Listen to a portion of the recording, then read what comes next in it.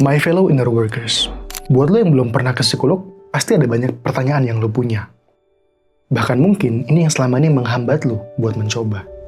That's why di video ini gue akan bahas 14 pertanyaan umum tentang pergi ke psikolog. BTW, video ini juga bakal dipakai untuk jadi iklan buat bicarakan.id. Jadi gue bakal pakai bahasa yang rada formal.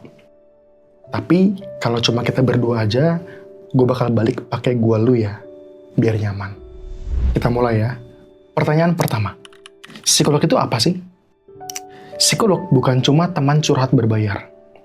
Bukan juga orang yang cuma duduk manis, terus bilang, kamu kuat kok. Psikolog adalah seorang profesional yang dilatih untuk menyembuhkan luka-luka yang gak kelihatan. Seperti luka batin, trauma, dan konflik dalam diri sendiri yang seringkali kita pendam. Apa bedanya sama dokter?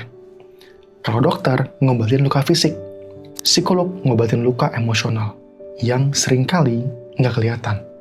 Dan karena luka ini nggak kelihatan, banyak orang nggak sadar kalau dirinya lagi terluka. Contohnya, kamu gampang marah tapi nggak tahu kenapa. Atau kamu ngerasa capek terus bawaannya, padahal nggak ngapa-ngapain. Atau kamu sering overthinking, nyalain diri sendiri dan ngerasa dirimu nggak berharga. Itu semua bukan kamu lebay. Itu adalah gejala dari luka batin yang belum sembuh. Dan luka itu, kalau dibiarkan, bisa menggerogoti hidupmu. Kabar baiknya adalah, luka itu bisa disembuhkan. Tapi bukan dengan pura-pura kuat, melainkan dengan bantuan yang tepat dari psikolog.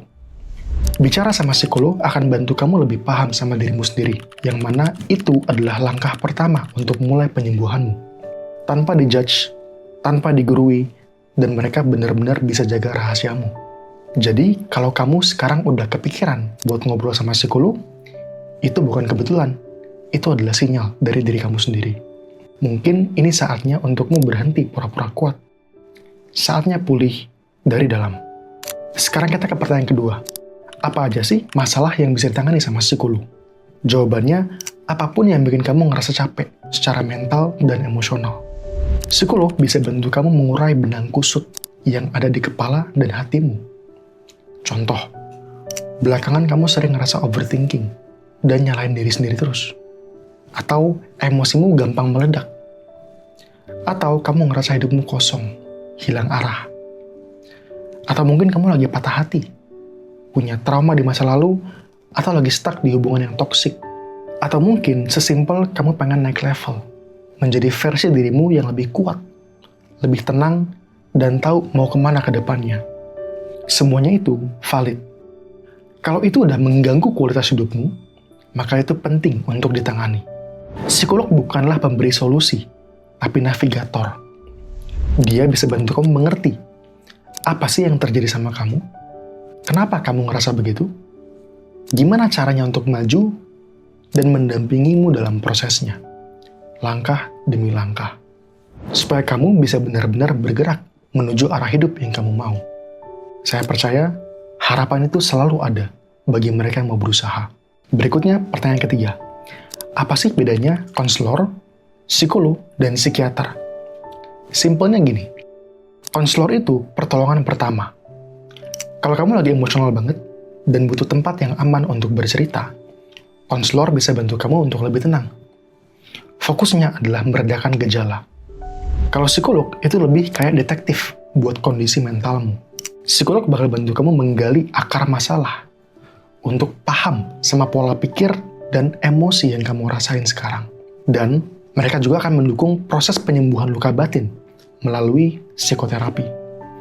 Pembicaraan kamu dan dia akan selalu mengarah ke sana, bukan hanya sekedar curhat. Kalau psikiater, itu adalah dokter spesialis jiwa. Kalau kamu punya gangguan klinis yang berat, seperti depresi mayor misalnya, psikiater akan bantu kamu dengan terapi dan obat. Tapi ingat ya, ini harus benar-benar diverifikasi kebenarannya. Nah, kalau kamu bingung mau mulai dari mana, saranku mulai aja dari psikolog. Biasanya, satu sesi aja udah cukup untuk ngasih tahu kamu apa yang kamu alamin, kenapa ini bisa terjadi, dan apa langkah terbaik berikutnya. Yang terpenting, kamu nggak lagi nebak-nebak sendiri. Kamu akan berada di tangan profesional. Dan itu akan buat langkahmu ke depannya jauh lebih efektif. Jangan ditunda ya. Ingatlah bahwa hidupmu berharga. Berikutnya, pertanyaan keempat. Kapan ya sebaiknya saya ke psikolog?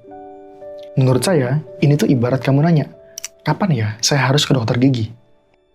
Kalau kamu udah kepikiran nanya itu, kemungkinan besar udah ada yang gak beres nih sama kondisi mentalmu. Coba deh bayangin, kalau gigi kamu mulai ngilu. Nggak parah, cuma udah mulai sakit. Tapi kamu cuekin. Lama-kelamaan, lubangnya makin gede. Biaya perawatannya semakin mahal.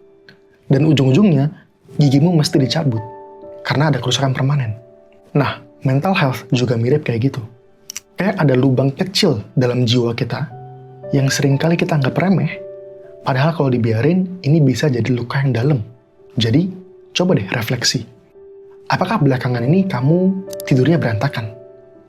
Emosinya nggak stabil? Nafsu makannya berubah drastis?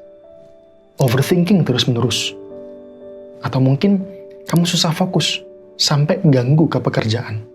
Kalau ada satu aja gejala di atas yang kamu rasain sekarang, kenapa nggak coba dibicarakan sama psikolog?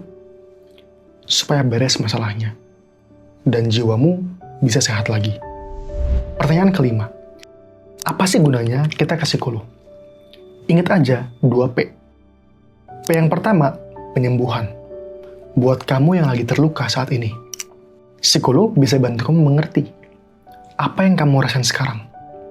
Kenapa kamu bisa sampai di titik ini? Dan yang paling penting, dia bisa mendampingi kamu melewati semua prosesnya. Sampai kamu bisa berdamai sama diri sendiri. Dan mulai bangun hidup yang lebih sehat. Hidup yang kamu mau. P yang kedua adalah penguatan.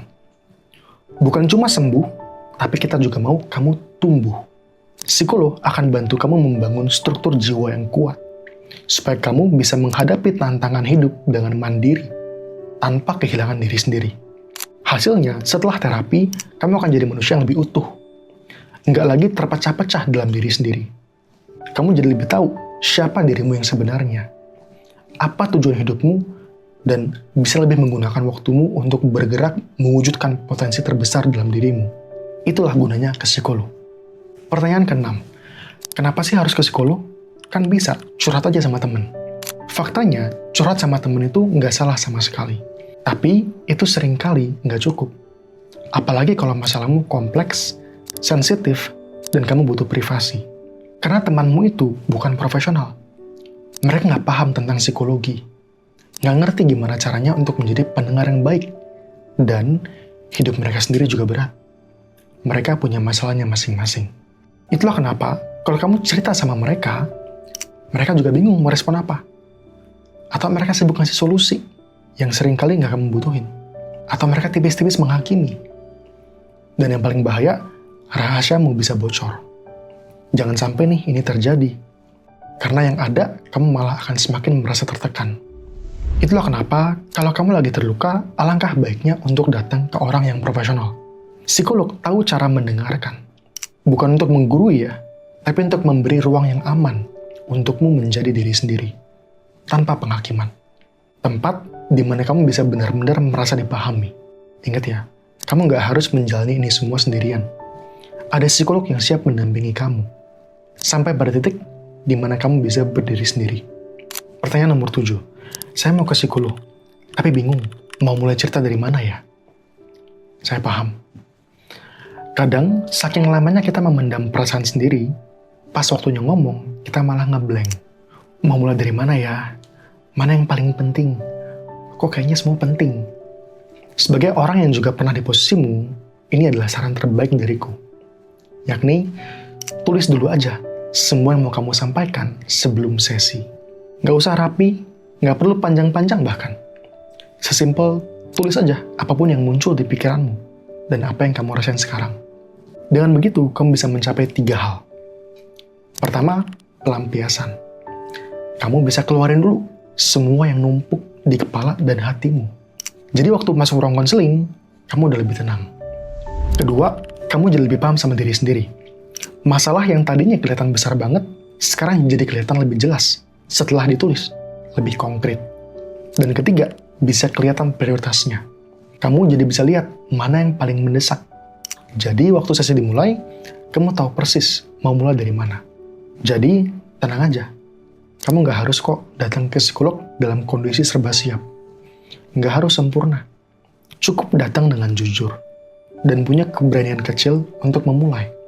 Karena, percaya deh, itu aja udah langkah yang besar buat hidupmu. Pertanyaan ke-8. Saya mau ke psikolog, tapi malu. Saya paham. Di Indonesia, pergi ke psikolog itu masih sering dianggap aneh. Bahkan lemah. Apalagi sama mereka yang masih belum paham soal kesehatan mental. Tapi, alangkah baiknya untuk kita ingat 2 hal. Pertama, kita semua manusia. Punya luka, trauma, dan beban masa lalu. Bahkan orang yang kelihatannya paling bahagia pun seringkali menyimpan kegelapan yang gak kelihatan dari luar. Dan itu normal, manusiawi. Kedua, justru karena kita manusia, kita punya pilihan. Pilihan untuk sembuh, untuk bangkit, dan untuk berubah. Saya percaya, seberat apapun hidupmu sekarang, seburuk apapun dirimu sekarang, pasti ada emas dan berlian dalam dirimu. Mungkin masih tersembunyi, atau ketutupan sama luka. Tapi ada.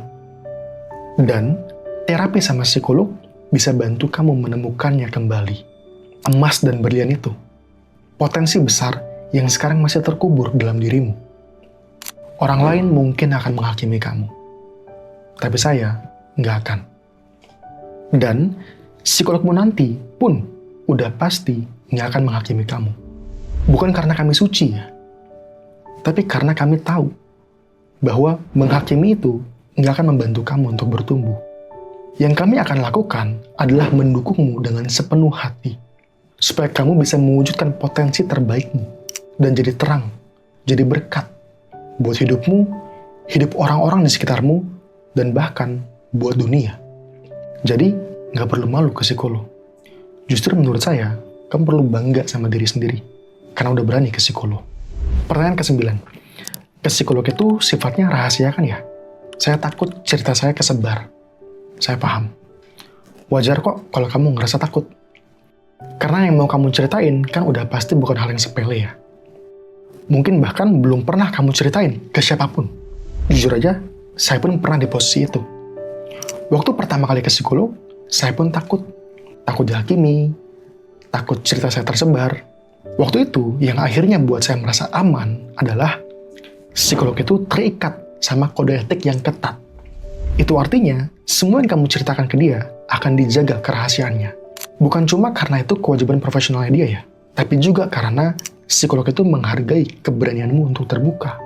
Di ruang konseling, kamu boleh nangis, marah, bingung, takut, dan tetap diterima sepenuhnya. Karena ruang itu memang diciptakan untuk jadi tempat yang aman. Tempat di mana kamu bisa menjadi dirimu sendiri, tanpa takut dihakimi. Jadi, yuk ceritalah di tempat yang tepat, sama psikolog. Rahasiamu dijamin aman. Pertanyaan ke-10. Apa sih yang akan dilakukan waktu sesi pertama dengan psikolog? Pertanyaan bagus banget. Biasanya di sesi pertama itu ada 3 tahap. Pertama, kamu akan dikasih ruang untuk cerita dan didengarkan sepenuh hati. Ini tuh bukan sekedar basa-basi ya, melainkan ruang yang aman untuk kamu bisa ungkapin apapun yang kamu rasakan, tanpa tekanan dan tanpa penghakiman. Kedua, psikolognya akan nanya beberapa hal ke kamu. Tenang aja, ini bukan interogasi. Ini tuh cara mereka untuk bantu kamu memahami pikiran dan perasaanmu sendiri. Dari sini, kalian akan bisa mulai melihat tuh akar permasalahan dari apa yang kamu alami. Dan tahap yang ketiga adalah kalian akan menyusun rencana untuk kedepannya. Apa yang penting buatmu saat ini? Apa yang mau kamu capai? Dan kira-kira pendekatan apa yang cocok buatmu? Ingat ya, meskipun dia psikolognya, kamu tetap punya kendali penuh atas seluruh prosesnya. Kamu boleh banget bilang sama psikologmu, mana yang kamu nyaman, dan mana yang kamu belum nyaman untuk bahas. Karena terapi itu tujuannya bukan untuk memaksa kamu berubah, melainkan untuk mendukung kamu bertumbuh, dengan cara yang paling sesuai buatmu. Pertanyaan ke-11. Berapa kali saya perlu terapi sampai saya sembuh? Pertanyaan ini wajar banget, tapi jawabannya itu nggak pasti. Yang jelas adalah yang paling tahu kapan waktu yang tepat untuk berhenti adalah dirimu sendiri. Terapi itu memang gak instan ya prosesnya. Sama seperti masalah kamu pun kan juga terbentuknya selama bertahun-tahun. Tapi terapi itu yang gak untuk selamanya. Saya percaya tujuan dari terapi yang efektif adalah untuk menopang kamu sampai kamu bisa jalan sendiri. Saya pribadi butuh 34 sesi. Sampai akhirnya saya memutuskan bahwa saya udah cukup kuat untuk menjalani prosesnya sendiri. Ada yang lebih cepat, ada yang lebih lambat. Karena setiap orang kan punya ya ritme dan standar cukupnya sendiri. Kalau kamu khawatir soal biaya, saya paham banget. Tapi, supaya lebih efektif, coba deh tanya ke diri sendiri. Berapa uang yang rela dan mampu saya investasikan untuk kebahagiaan dan kualitas hidup saya di masa depan? Karena ingat, kalau kondisi mentalmu nggak sehat, potensi kamu pun ikut terhambat. Kalau gara-gara ini, kamu jadi nggak bisa kerja, nggak bisa bahagia, dan gak bisa hadir sepenuhnya untuk orang-orang yang kamu sayang dalam hidupmu, menurut saya, alangkah baiknya untuk kamu coba konsultasi dengan profesional. Biarlah ini menjadi langkah pertama untukmu membangun hidup yang lebih baik. Pertanyaan ke-12, dari mana saya tahu kalau terapi ini berhasil? Tanda paling jelas adalah hidupmu mulai berubah. Bukan cuma berubah di pikiranmu ya, tapi juga di kehidupan nyata. Dalam aspek hubungan, pekerjaan, keuangan, bahkan kesehatan fisikmu. Dan yang paling penting, dan seringkali dilupain nih, adalah hubunganmu sama diri sendiri juga ikut membaik. Saya pribadi percaya sama hasil yang nyata, karena perubahan itu nggak cukup kalau hanya di level pikiran. Kita butuh untuk bisa bergerak, memenuhi kebutuhan dasar kita. Jangan lupa, bahwa kita ini manusia, yang butuh rasa aman, disayang, dan diakui keberadaannya. Kalau kebutuhan dasar itu belum terpenuhi, maka kita nggak akan bisa benar-benar sehat secara mental. Meskipun kita meditasi setiap hari, atau journaling berlembar-lembar, terapi yang efektif akan menghasilkan perubahan perilaku yang positif dalam dirimu, yang nantinya akan membuat kualitas hidupmu jauh lebih baik. Contohnya, dulu kamu gampang meledak emosinya. Sekarang kamu bisa jeda dan merespon dengan tenang. Atau dulu kamu sering overthinking sampai nggak bisa tidur. Sekarang kamu bisa tidur dengan lebih nyenyak. Atau dulu kamu kerja terus, tapi nggak tahu buat apa. Sekarang kamu mulai paham apa yang penting buatmu, dan hidupmu jadi lebih bermakna. Paham ya? Kalau kamu udah ngerasain perubahan-perubahan itu, barulah kamu tahu bahwa terapinya itu berhasil. Kalau belum gimana? Sabar dan percaya sama prosesnya. Ini worth it kok buat diperjuangkan. Percaya deh. Pertanyaan ke-13. Apakah perlu buat saya minum obat setelah ke psikolog? Jawabannya adalah, itu tergantung sama kondisimu saat ini. Saya paham kok. Menurut saya, takut minum obat itu wajar. Kan khawatir ya, takutnya kecanduan, takut ada efek samping, atau sesimpel takut ganggu performa di pekerjaan. Tapi tenang, kebanyakan orang yang ke psikolog itu justru nggak perlu minum obat. Obat biasanya baru diperlukan kalau gangguan yang dialami itu udah berat banget. Kayak depresi mayor misalnya. Saya sendiri terapi sama psikolog sampai 34 sesi, tanpa minum obat sekalipun. Itulah kenapa jangan buru-buru ambil kesimpulan. Obat itu alat bantu, bukan solusi. Kadang terapi yang tanpa obat justru bisa lebih efektif dan minim resiko. Karena pada akhirnya, dialog itu kunci untuk penyembuhan yang efektif dan jangka panjang. Kalau kamu masih bingung, coba ngobrol dulu aja sama psikolog. Dengan begitu, kamu bisa tahu persis langkah apa yang perlu kamu ambil untuk bisa sehat secara mental. Pertanyaan terakhir, nomor 14. Gimana sih cara milih psikolog yang tepat? Pertanyaan bagus. Cara yang paling aman menurut saya adalah dengan cara nonton video mereka. Dengan begini, kamu bisa ngeliat cara bicara mereka. Vibes-nya kayak gimana? Dan value-value apa sih yang mereka punya? Makanya di Bicarakan.id, kita menyediakan video podcast untuk setiap psikolog. Supaya kamu bisa dapat feel-nya dulu nih tentang psikolognya sebelum mulai sesi. Tapi kalau ternyata nggak ada video dia, ya menurut saya mending dicoba dulu aja. Daripada kebanyakan mikir, alangkah baiknya untuk kamu mulai dulu. Asalkan tetap lakuin background check ya. Cek testimoninya misalnya, atau baca profil lengkap mereka. Oh iya, semuanya itu udah tersedia dan bisa dilihat di aplikasi Bicarakan. Semoga kamu ketemu ya sama yang cocok. Thank you ya udah nonton sampai sini. Sekarang giliranmu. Aku pengen denger dong, apakah ada pertanyaan yang kamu masih punya tentang pergi ke psikolog yang belum sempat kita bahas di video ini? Kalau ada, please feel free untuk ditulis di kolom komentar ya. Kalau aku lihat, aku pasti jawab. Thank you for watching, and I'll see you next time. Happy network.